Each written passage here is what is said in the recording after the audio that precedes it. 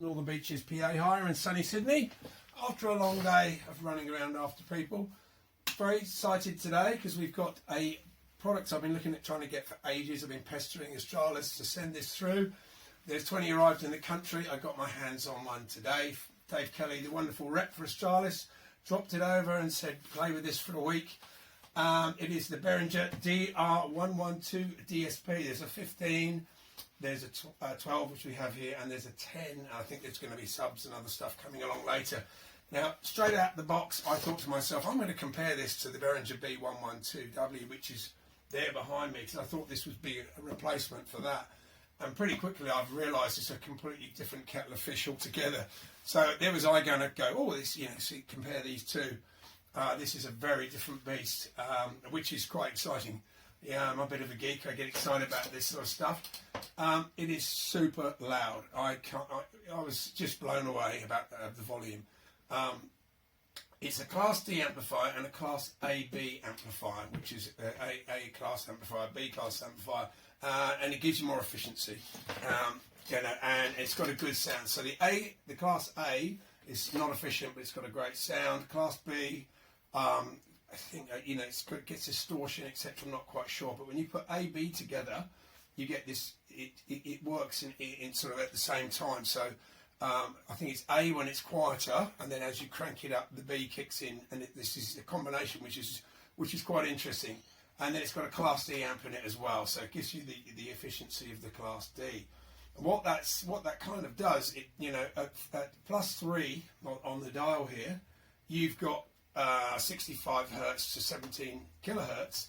Then if you back it off to say I think it's -10 dB, which is still quite loud, you get the more efficient. You get down to 50 hertz and 19 kilohertz. So I think that's how the amplifiers are working. I'm not across all that, but it's loud and it sounds good.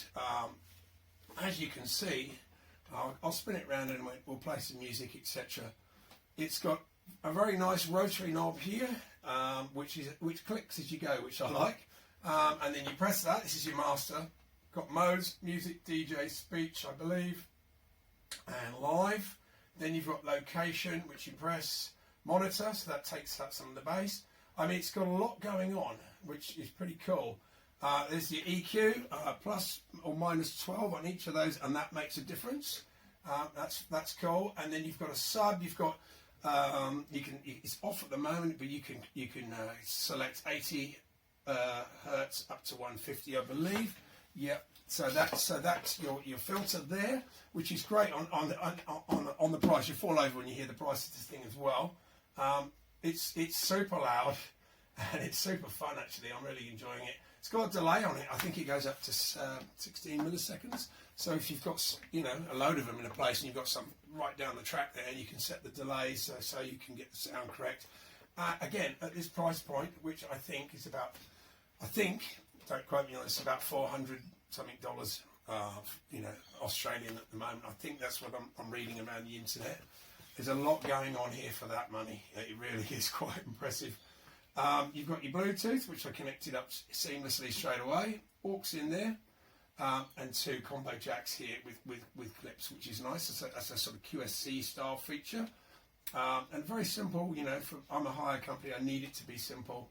You've got your line, and then up to there when you've got your microphone, there's actually a click point there, and you go, you're pushing into microphone territory, and then obviously you can go in and set one all your bits and bobs in the DSP here. There's a lot of DSP here. I don't think the DSP works independently, but that's something we'll look into in the future. I'm just going to give it a run through today, and then I'm going to mess around with it for a week, and then I'm going to come back with another report. Because there's a lot going on. It's fresh out the box. I think this is the first shipment into Australia, so I feel very lucky to have it. Dave Kelly went out of his way to make sure I got one early, so I'm trying to do it justice. Big heat sink here, nice solid design there. You've got your hex screws there rather than flimsy screws. The case feels rock solid. It feels very much like an RCF case actually, and it looks a little bit like an RCF on the back here, like an HD12 or something. Carry handles on both sides, which I like. Carry handle on the top. Power at the bottom. It's not switch mode, so this is Australian, UK 230 to 240, and other areas of 110, so don't bring them in from the States thinking you can just swap them out or whatever. Output, so you can link the speakers. Yeah, as soon as I started looking at this, I realised, like the B112, you can stereo link them, and they sound great. This isn't that. This is if you can connect Bluetooth, but then you have to have a cable running out. I think it's like aimed at more professional. That's what I'm feeling straight away. Dispersion, horizontals, I think it's 100 degrees, 60 degrees vertical. SPL, 132, which is pretty high for a speaker of that, this price point. That's pretty good. 1.35 tweeter at the top, 12-inch cone at the bottom. It's saying 1200 watts. But that's 1 second before it blows up. It is massively loud. I was quite surprised. I'll spin it around and put some tracks on in a minute.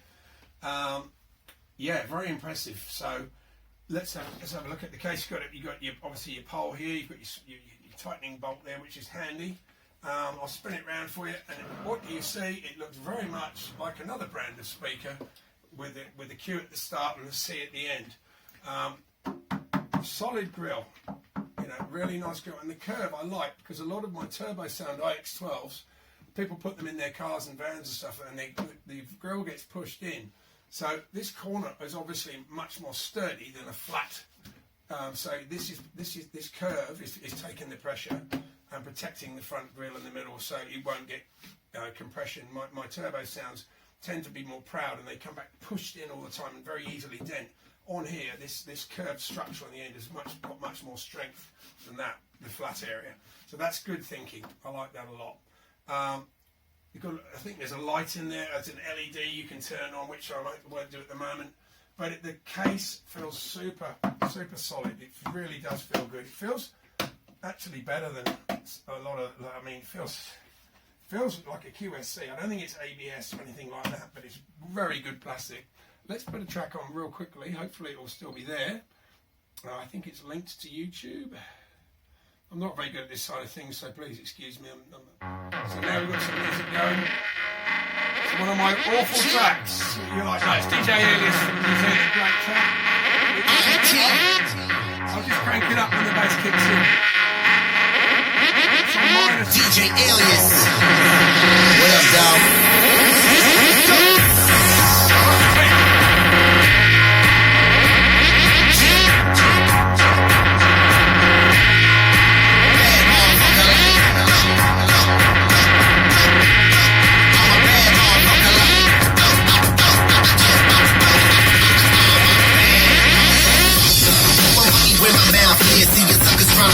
They got no fears and it's all soaking love. Only hating on his. Every greater throw a shit that only gets my ass bitch. Live and direct and falling thick. Ready to get, come take the lift. Everything that I'm on with a wisdom I'm sick. Even suckers and shit, what you expect?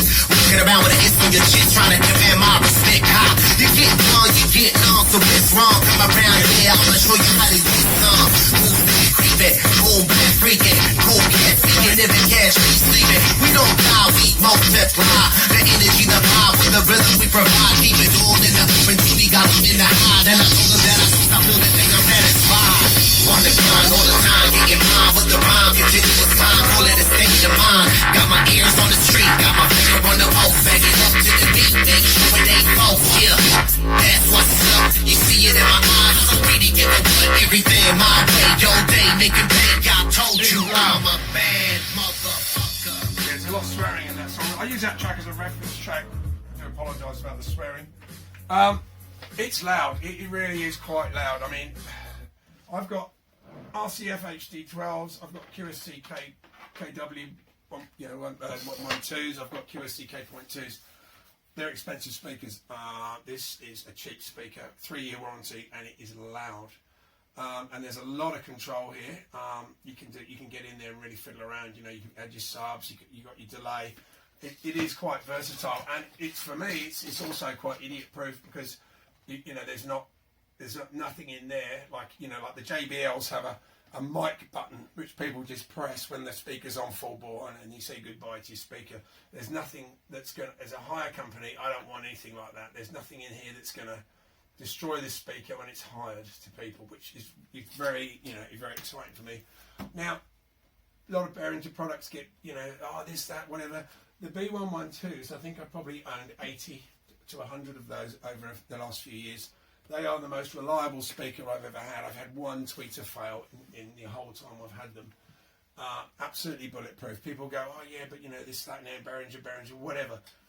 But it's improving all the time massively. I mean, I can't fault those speakers for the price. And they go out every weekend and they get ragged to death and they come back working every time. If this is similar to that, it's going to be a really good speaker. The only thing I can see is a weak point is you can actually see just inside here the electronics. You know, if it's splash or something like that, I mean, that's unlikely to happen, but that's not completely closed off because there's a lot going on in here, and I think because of the bi-amp, you know, it needs venting as well as, you know, this is warm already. There's a lot of power here, so that's the only thing I can see. I just don't like to see the electronics in there when I'm hiring to people, but you know, for this price I can buy more if they die, and there's a 3-year warranty, and Australis and all the, you know, they're very good with their warranties, so don't let anything like that put you off. It's just me being a weirdo. Power button here, just flick it off, away we go. But I'm going to do a bit more on this speaker because it deserves a little bit more than just me rattling on for 10 minutes. It's a brand new product in Australia. I'm very, very thankful to get my hands on it, very appreciative to have a good look at it, so I'm going to try and do it justice. But, you know, I buy them, I don't get given them. And if it's not working for me, I'll buy something else. You know, I've got a range of speakers here, JBL, like I say, QSC, a lot of turbo sound stuff. But, you know, I go with what works and what's got a good warranty because I need that in a hire company. And I'm hoping, and I'm pretty excited that this is going to be, it's going to fill a void. You know, I love QSC products, but the price point of QSC now is so expensive for a K12. I mean, they're nearly $2,000 here. And to hire that out week in, week out, and it comes back scratched, comes back abused, it freaks me out a bit. So if I can get something similar, you know, with the price point that this is going to be at, then it makes my life easier and lowers my stress and the reliability of these. Hopefully there's not too many firmware updates like you get with the QSC stuff and other stuff, but there obviously will be. But I think this is a really interesting product from Behringer, and I'm very happy to have it. I'm going to give it a thorough ragging, as we say in the business. Joel at Northern Beaches, PA Hire. Any more information? Sorry, I was a bit not that up on it today. Because it's you know, I got a bit bamboozled because I thought oh yeah, I'll just compare the two, and I went, whoa, there's a lot going on here that deserves time spent on it. So thank you, all the best, over and out.